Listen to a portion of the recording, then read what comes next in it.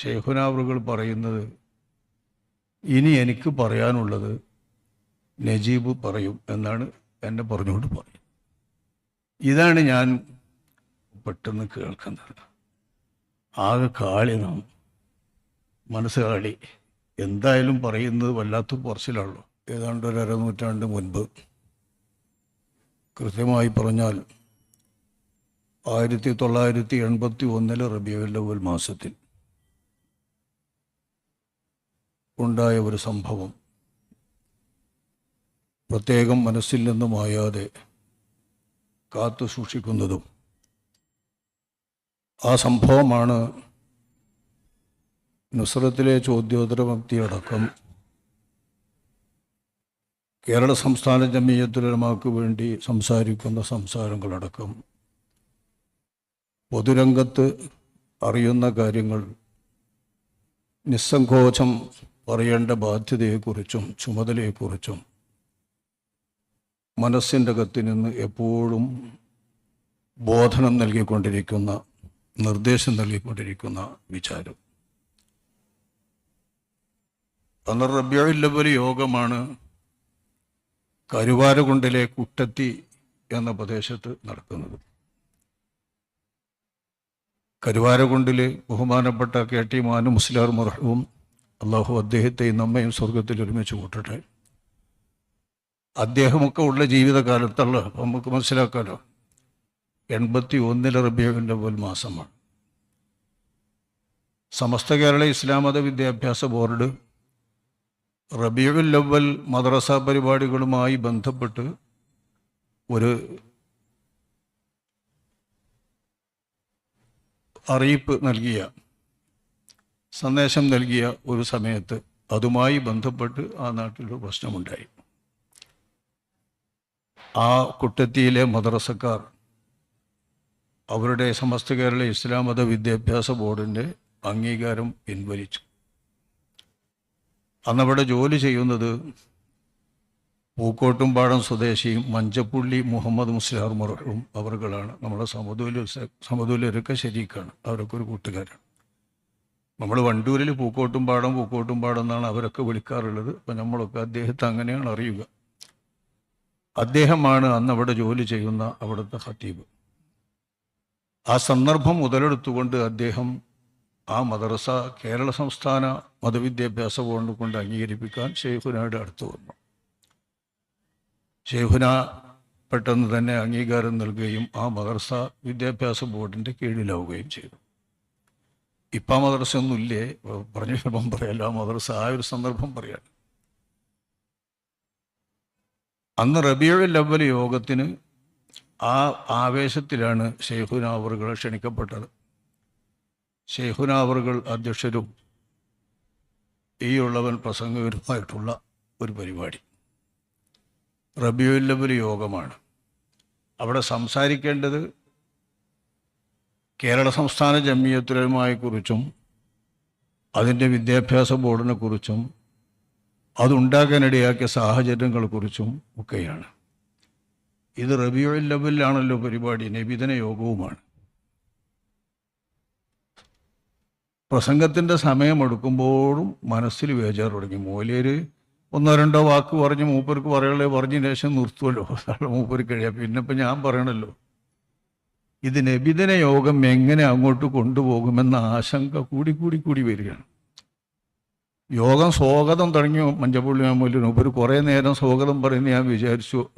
ആ സമയത്തൊന്ന് ആലോചിച്ച് പറ്റിയെന്ന് കരുതി ടോയ്ലറ്റ് പോകാൻ തീരുമാനിച്ചു. അത് ഇടയ്ക്ക് ഒരു സന്തോഷമുള്ള കാര്യമാണ്. ആ ടോയ്ലറ്റിന് പോകുമ്പോൾ കുറേ ആലോചിക്കാൻ കഴിയും.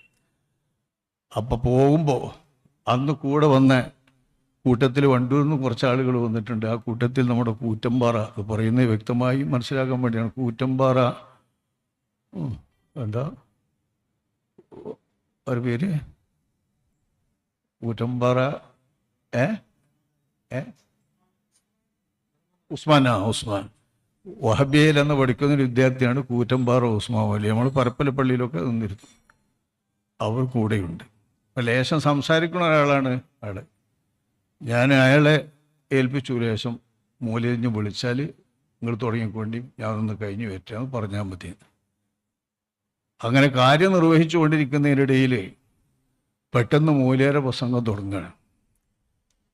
മൂലേര പ്രസംഗം തുടങ്ങി അവസാനിപ്പിക്കുന്നതോടുകൂടെ ശൈഖുനാവറുകൾ പറയുന്നത്, ഇനി എനിക്ക് പറയാനുള്ളത് നജീബ് പറയും എന്നാണ് എന്നെ പറഞ്ഞുകൊണ്ട് പറയും. ഇതാണ് ഞാൻ ബാത്റൂമിൽ നിന്ന് ഇറങ്ങുമ്പോൾ പെട്ടെന്ന് കേൾക്കുന്നത്. ആകെ കാളി നാം മനസ്സ് കാളി. എന്തായാലും പറയുന്നത് വല്ലാത്ത കുറച്ചിലാണല്ലോ. മൂപ്പര് പറഞ്ഞുകൊണ്ട് വിളിച്ചു നോക്കുമ്പോൾ ഞാനില്ല, ഈ ഉസ്മാനാ ചെല്ലുന്നത്. പക്ഷേ ഞാൻ പെട്ടെന്ന് തന്നെ ഉടനെ തന്നെ വേഗം ചാടി കൊടിഞ്ഞ് വരുന്നുണ്ട് ഇത് പറയണ നിൽക്കുമ്പോൾ. ഈ ഉസ്മാനാണ് ചെന്നപ്പോൾ മൂപ്പര് ദേഷ്യപ്പെട്ടു എന്നെ വിളിക്കുമ്പോൾ പിന്നെ എന്നുള്ളത്. പക്ഷേ ഒപ്പം തന്നെ ഞാൻ ഉണ്ട്. അപ്പോൾ ഞാൻ ആ ചെല്ലുമ്പോൾ ഒന്ന് കറുപ്പിച്ചെന്നെ നോക്കുകയും ചെയ്തു. ആവശ്യമുള്ള നേരത്ത് അവർക്കും ഇവിടേക്കും പോവുക. ഞാൻ മലമൂത്ര വിസർജനത്തിന് പോയതാണ്, പക്ഷെ കുടുങ്ങിയിട്ട് പേടിച്ചിട്ട് പോവുകയാണ്. ഏതായാലും ആ നേരം ഞാൻ എൻ്റെ പ്രസംഗം തുടങ്ങിയത് 1400 കൊല്ലം മുമ്പ് നടന്ന ഒരു പൂരപ്പറമ്പിലേക്ക് നിങ്ങളുടെ ശ്രദ്ധ ക്ഷണിക്കുന്നു എന്നും പറഞ്ഞുകൊണ്ടാണ്. ആ പൂരപ്പറമ്പിൽ നടന്ന സംഗതികൾ പറഞ്ഞു. ആ പൂരപ്പറമ്പിൽ നടത്താൻ കഴിഞ്ഞിട്ട് ഇസ്ലാമിലേക്ക് കടന്നു വന്നിട്ട് സമസ്തയിലേക്കും സംസ്ഥാനയിലേക്കും വന്നിട്ടാണ് അന്നത്തെ പ്രസംഗം കഴിഞ്ഞത്. ഏതാണ്ട് 2 മണിക്കൂറോളം നബിദിനയോഗത്തിൻ്റെ പ്രസംഗം വളരെ ഗംഭീരമായി നടന്നു. പറയേണ്ട കാര്യങ്ങളൊക്കെ പറഞ്ഞു കഴിഞ്ഞു. ഈ യോഗം കഴിഞ്ഞ ശേഷം പല തവണയും നല്ല നല്ല പ്രസംഗങ്ങൾ, അതിലേറെ ജോറുള്ള പ്രസംഗങ്ങൾ ഞാൻ നടത്തിയിട്ടുണ്ട് എനിക്ക് തോന്നണേ. പക്ഷെ ആ പ്രസംഗങ്ങൾ ശൈഖുനാവറുകൾ കേൾക്കുമ്പോഴും ശൈഖുനാവറുകളും ഇതൊന്നും അന്നത്തെ പ്രസംഗത്തിന് പറ്റിയിട്ടില്ല, അത്ര ആയിട്ടില്ല എന്ന് പറഞ്ഞു. ഞാൻ അസമയം പറഞ്ഞത് അന്ന് ഞാനല്ലല്ലോ പ്രസംഗിച്ചത് എന്നാണ്. ആ പറഞ്ഞ ആ ഒരു വാക്ക് ഈ നുസ്രത്തിൻ്റെ ഓരോ ചോദ്യോത്തരങ്ങൾ എഴുതുന്ന സമയത്തും അവർക്കു ശേഷം അതുമായി ബന്ധപ്പെട്ട് നടത്തുന്ന ഓരോ സമയത്തും പ്രധാനപ്പെട്ട് സംസാരം പ്രസംഗത്തിൻ്റെ നേരത്തെ ചിലപ്പോൾ അങ്ങനെ വന്നോണമെന്നില്ല. നുസ്രത്തുൽ അനാമിലേക്ക് ചോദ്യം ചോദിക്കുന്നതും ആ ചോദ്യോത്തരമക്തി തുടങ്ങിയതും ആ ചോദ്യോത്തരമക്തിയെ ജനങ്ങൾ വിലമതിക്കുന്നതും ശൈഖുനായക്കുള്ളി മാത്രമാണ്. നുസ്രത്തുൽ പ്രസക്തിയും ഏവരും വാഴ്ത്തുന്ന അതിൻ്റെ ആധികാരികതയും ശൈഖുനായുടെ വ്യക്തിത്വം മാത്രമാണ്. ആ വ്യക്തിത്വം നിലനിർത്തൽ അതിനെ നടത്തിക്കൊണ്ടുപോകുന്നവരുടെ ബാധ്യതയാണ്. ഈ ചോദ്യോത്തരപംക്തി ആരംഭിക്കുമ്പോൾ CN അഹമ്മദ് മൗലവിയാണ്. അന്നത്തെ കാലത്ത് CN അഹമ്മദ് മൗലവി പറഞ്ഞ പരിഷ്കരണത്തിൻ്റെ വലിയ ചിന്തക്കാരനായിട്ട് രംഗത്ത് വരുന്ന ഒരാളാണ്. ശൈഖുനാവറുകളോട് മലപ്പുറത്ത് നിന്ന് കാണുമ്പം അദ്ദേഹം വന്നിട്ട് ടീച്ചിങ് ഒക്കെ നടത്തുന്ന, ട്രെയിനിങ് ഒക്കെ നടത്തുന്ന കോളേജിലെ അധ്യാപകനാണ്. ശൈഖുനാവറുകളെ മലപ്പുറത്ത് നിന്ന് കണ്ടപ്പോൾ പറഞ്ഞ് ഈ നുസ്രത്തിൽ ചോദ്യോത്തരപംക്തി തുടങ്ങുന്നൊരു പരസ്യം കണ്ടു. 69 നുസ്രത്ത് തുടങ്ങിയതിന് ശേഷം 71 തുടങ്ങുന്നത്. അപ്പോൾ 970 അവസാനത്തിലെ ലക്കത്തിലാണ് ആ പരസ്യം. അടുത്ത ലക്കം മുതൽ ചോദ്യോത്തരം തുടങ്ങുന്നു. മസാലാപരമായിട്ടും മറ്റൊക്കെയുള്ള ചോദ്യങ്ങൾ ചോദിക്കാമെന്ന്.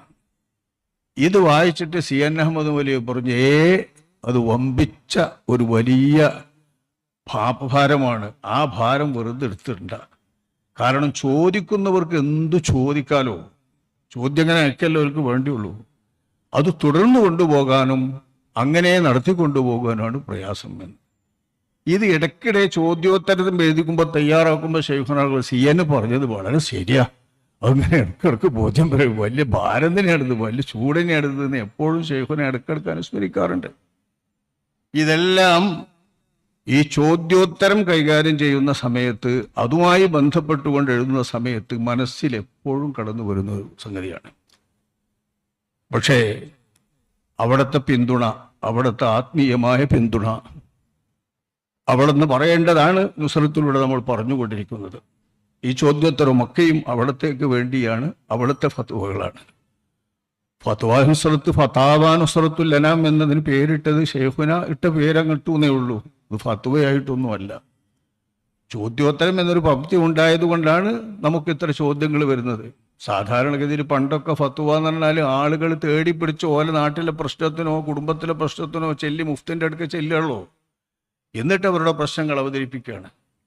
ഇത് ആർക്കും എപ്പോഴും സങ്കല്പിച്ചുണ്ടാക്കാവുന്ന പ്രശ്നങ്ങളും വെറുതെ ഇല്ലാത്ത പ്രശ്നങ്ങളും ഒക്കെ ചോദിച്ചിട്ട് ആർക്കും എങ്ങനെയും എഴുതാലോ. ഇപ്പോഴാണെങ്കിൽ വരുന്നത് തപ്പാൽ വഴിക്കുമല്ല, ഇപ്പം വരുന്നതൊക്കെ കൊടുത്തിട്ടുള്ള 2-3 ഫോൺ നമ്പറുകളിൽ ഇങ്ങനെ ഓരോരുത്തരെ അടിച്ചുവിടുന്ന രീതിയിൽ ഇങ്ങനെ വാട്സാപ്പിൽ അയക്കുന്ന ചോദ്യങ്ങളാണ്. അപ്പോൾ ഇഷ്ടം പോലെ ചോദിക്കാം. ആ ചോദ്യങ്ങളൊക്കെ തന്നെയും അതിൻ്റെ ഉത്തരം എന്ന നിലയ്ക്ക് ചോദ്യോത്തരം എന്നാണ് നുസ്രത്തിൽ കൊടുക്കാറുള്ളത്. പക്ഷേ ഷെയ്ഖുനായുടെ ഹയാത്തു കാലത്ത് തന്നെ അവിടുന്ന് ഫത്താവ നുസ്രത്തുൽ അനാം എന്ന പേരിൽ അവിടുത്തെ ഫത്വാകൾ 4 ഭാഗം പുറത്തിറക്കി.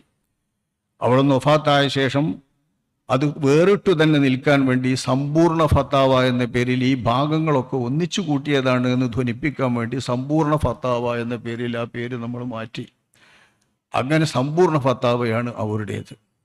പിന്നീട് എങ്ങനെ നൽകണം എന്നതിനെപ്പറ്റി ആലോചിക്കുമ്പോൾ ഈ 5-ാം ഭാഗം ബഹുമാനപ്പെട്ട ഷെയ്ഖുൽ ഉലമ NK ഉസ്താദ് അവർകളുടെ കാലത്തു തന്നെ ഇറങ്ങിയപ്പോൾ അതിന് ഫത്താവ നുസ്രത്തുൽ അനാം ഇത്രാം ഭാഗം 5-ാം ഭാഗം എന്നാണ് പേരിട്ടത്.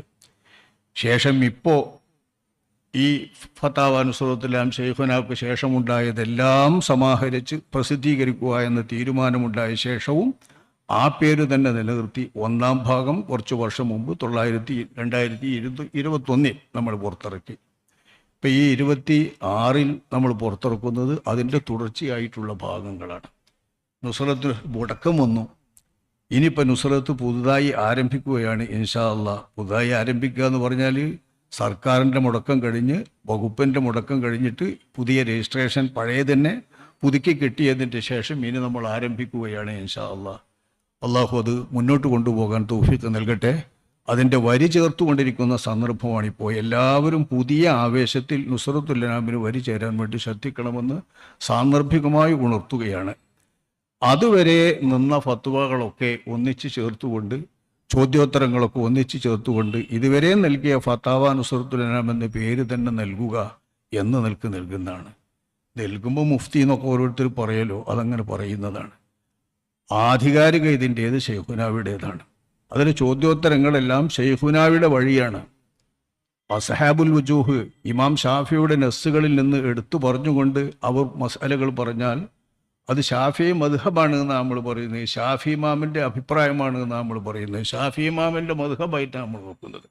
ഷാഫി ഇമാമിൻ്റെ കൗലിനെ വരെ തിരുത്താനുള്ള ശക്തി ശേഷം വരുന്ന പിൻഗാമികൾ അവരുടെ നസ്സിൽ നിന്ന് പിടിച്ചെടുത്തുകൊണ്ട് മനസ്സിലാക്കുന്ന മസലകൾക്കുണ്ട് എന്ന് നമുക്കറിയാമല്ലോ. അതാണ് ഷാഫി മദ്ഹബും ഷാഫി ഇമാമിൻ്റെ കൗലും തമ്മിൽ എതിരാകുമ്പോൾ മദ്ഹബിനെ മുന്തിക്കണം എന്ന് പറയുന്നത്. ഇമാം അവർകൾ തന്നെ പറഞ്ഞിട്ടുമുണ്ട്, ഇദാ സ്വഹൽ ഹദീസു ഫഹുവ മദ്ഹബി, ഇദാ സ്വഹൽ ഹദീസു അലാ ഖിലാഫി മാ ഖുൽതു. ഞാൻ പറഞ്ഞ കൗലിനെതിരെ ഹദീസ് സഹീഹായി വന്നാൽ അതാണ് എൻ്റെ മദ്ഹബ് എന്ന് മഹാനായ ഇമാമുൽ ശാഫിഈ തങ്ങൾ പറഞ്ഞ അനുസരിച്ച് അസ്ഹാബുൽ വുജൂഹ് ഇമാമിൻ്റെ വാക്കുകളിൽ നിന്ന് പിടിച്ചെടുത്തു നൽകുന്ന ഫത്വാകൾ കൊണ്ട്, അവരുടെ തീരുമാനങ്ങൾ കൊണ്ട്, അഭിപ്രായങ്ങൾ കൊണ്ട്, വജുഹുകൾ കൊണ്ട് മദ്ഹബിൻ്റെ അഭിപ്രായം എങ്ങനെയാണ് വരേണ്ടത് എന്ന് പറയുമ്പോൾ പ്രമാണങ്ങളോട് ബന്ധപ്പെടുത്തിക്കൊണ്ടുള്ള പ്രമാണം നോക്കി ബലപ്പെടുത്തുന്ന പണ്ഡിതന്മാരുടെ വിശകലനത്തിൽ അതാണ് റാജിഹ് എന്ന് തോന്നിയാൽ ഇമാം അവരുടെ കൗലിനെ പോലും അവിടെ മാറ്റി നിർത്താറുണ്ട്. ഇത് നമുക്ക് മനസ്സിലാക്കുന്നത് പിടിച്ചെടുത്ത് പറയുന്നതിന് ഇമാമിൻ്റെതായ വഴക്കമുണ്ട്. അതുതന്നെയാണ് നുസ്രത്തിലെ ചോദ്യോത്തരങ്ങൾ. അവരുടെ കളരിയിൽ നിന്ന് അവർ ചോദ്യോത്തരങ്ങൾക്ക് വേണ്ടി കിതാബുകൾ പരതാൻ പറയുമ്പോൾ പറഞ്ഞും കേട്ടും പറഞ്ഞു തരുന്നത് എഴുതിയും പലവട്ടം ആവർത്തിച്ചും വീണ്ടും വീണ്ടും തിരുത്തിയും എഴുതിയും മാസികയിൽ എഴുതിയ ശേഷം അത് നല്ലോണം അച്ചടിത്തെറ്റ് നോക്കാൻ വേണ്ടിക്കൊണ്ട് നടത്തുന്ന സാധാരണഗതിയിൽ വായിക്കുന്ന പ്രൂഫ് വായന പോലും നടത്തിക്കൊണ്ടാണ് ഇന്നും എന്നും അത് നടത്തിപ്പോരുന്നത്. എഴുതുക മാത്രമല്ല, എഴുതിയതിൻ്റെ ശേഷം ഒരുപാട് തവണ അത് പ്രൂഫ് വായന അടക്കം അതിൽ അച്ചടിത്തെറ്റുണ്ടെങ്കിൽ തിരുത്തുന്നവരെ നടത്തിക്കൊണ്ടാണ് നമ്മൾ ആ പംക്തി കൈകാര്യം ചെയ്തു വരുന്നത്. അള്ളാഹു എല്ലാം സ്വീകരിക്കുമാറാവട്ടെ. പിഴവുകൾ പക്ഷേ തിരിയാനും അറിയാനും ഇപ്പോൾ നല്ല മാർഗമുണ്ട്. എല്ലാവരും 4 കണ്ണോടുകൂടിയാണ് വായിക്കാറുള്ളത് എല്ലാം. കാരണം ഇതിൽ എന്ത് പിഴവ് വരും, എന്ത് തെറ്റ് വരും എന്ന് കണ്ടുപിടിക്കാൻ നോക്കുന്നവരടക്കം ധാരാളം അനുഭാചകരും വായനക്കാരും ഉള്ളത് കൊണ്ട് തന്നെ അത്തരം ആളുകളൊക്കെ തിരുത്തിയാൽ നമുക്ക് അനുഗ്രഹമാണ്, ദീനിന് അനുഗ്രഹമാണ്. കാരണം ദീനിൻ്റെ അനുഗ്രഹം ശരി എന്താണോ, സത്യം എന്താണോ, ഹക്ക് എന്താണോ, മദ്ഹബ് എന്താണോ അത് പറഞ്ഞു കിട്ടുക എന്നതാണ്. അങ്ങനെ അർത്ഥത്തിൽ തിരുത്തപ്പെട്ടിട്ടുള്ളതുമുണ്ട്. മഹാനായ ശൈഖുന ശംസുൽ ഉലമ കിയ്യനോർ പറഞ്ഞിട്ട് തിരുത്തിയിട്ടുണ്ട്. ആളുകൾ അഭിപ്രായം പറയുമ്പോൾ തിരുത്തേണ്ടി വന്നിട്ടുണ്ട്. അങ്ങനെ എല്ലാം നമ്മുടെ നുസ്രത്തിൽ കഴിഞ്ഞ ഫത്വാകളിലും ചോദ്യോത്തരങ്ങളിലുമാണ് തിരുത്തേണ്ടിയും വന്നിട്ടുണ്ട്. സത്യമാണ് വളരെ പ്രധാനം. അത് പറയുക എന്നതാണ് ശൈഖുന നൽകുന്ന ഉപദേശം. അതിനെ എങ്ങനെ കണ്ടെത്താമെന്ന് പറയുന്നതിൻ്റെ ഐഡിയകളും അതിൻ്റെ ചിന്തകളും അതിൻ്റെ രീതികളുമാണ് ശൈഖുന പരിശീലിപ്പിച്ചത്. എൻ്റെ മഹാന്മാരായ ഗുരുവര്യന്മാരും അതുപോലെ തന്നെ ശൈഖുൽ ഉലമ എനിക്ക് ഉസ്താദും ബന്ധപ്പെട്ടയിടം മുതൽക്ക് അവരുടെ വഫാത്ത് കാലം വരേക്കുമുള്ള ബന്ധങ്ങളിലെല്ലാം എങ്ങനെയാണ് ദീനിൻ്റെ മസാലകൾ കണ്ടെത്തേണ്ടത്, എങ്ങനെയാണ് ആലോചിക്കേണ്ടത് എന്നതിൻ്റെ പാഠങ്ങളും ചിന്തകളും ഉപദേശങ്ങളും നിർദ്ദേശങ്ങളും അതിന് വേണ്ടുന്ന തരത്തിലുള്ള വീണ്ടും വിചാരമുണ്ടാക്കാൻ വേണ്ട തരത്തിലുള്ള എല്ലാ നിർദ്ദേശങ്ങളുമാണ് നൽകിക്കൊണ്ടിരിക്കുന്നത്. അതിൻ്റെയൊക്കെ ബലത്തിലാണ് ഇത്രയും ചോദ്യോത്തരങ്ങളൊക്കെ കൈകാര്യം ചെയ്തത്. പ്രശ്നോത്തരം ബുൽബുല്ലേതും അങ്ങനെ തന്നെ. അള്ളാഹു എല്ലാം കബൂലാക്കുമാറാവട്ടെ, അള്ളാഹു എല്ലാം സ്വീകരിക്കട്ടെ. നിങ്ങളെല്ലാവരും ഇതിൽ പങ്കെടുത്തതിന് നന്ദി, ഈ പരിപാടി വിജയിപ്പിച്ചതിന് നന്ദി. ഇനി ഈ ഫതാവയുടെ കോപ്പിയൊക്കെ എങ്ങനെയെങ്കിലും വാങ്ങാൻ വേണ്ടി ശ്രദ്ധിക്കണമെന്ന് അവസാനമായി പ്രത്യേകം ഉണർത്തിക്കൊണ്ട് ഞാൻ എൻ്റെ വാക്കുകൾ നിർത്തട്ടെ. അൽഹംദുലില്ലാഹി റബ്ബിൽ ആലമീൻ. അസ്സലാമു അലൈക്കും വറഹ്മത്തുള്ളാഹി.